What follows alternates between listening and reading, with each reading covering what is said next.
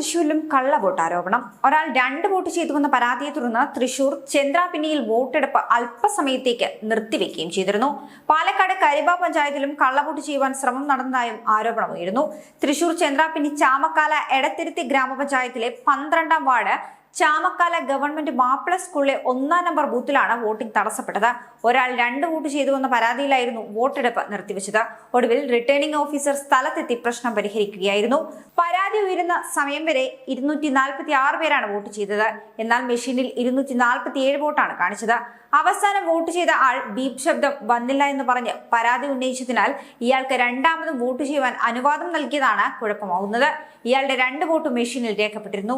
നിലവിലുണ്ടായ സംഭവം ഓഫീസർ ഡയറിയിൽ റെക്കോർഡ് ചെയ്യുമെന്നും വോട്ടെണ്ണൽ സമയത്ത് ബാക്കി നടപടികൾ സ്വീകരിച്ച് ആവശ്യമെങ്കിൽ റീപോളിംഗ് നടത്താമെന്നും അറിയിച്ചതോടെയാണ് പ്രശ്നം അവസാനിക്കുന്നത്.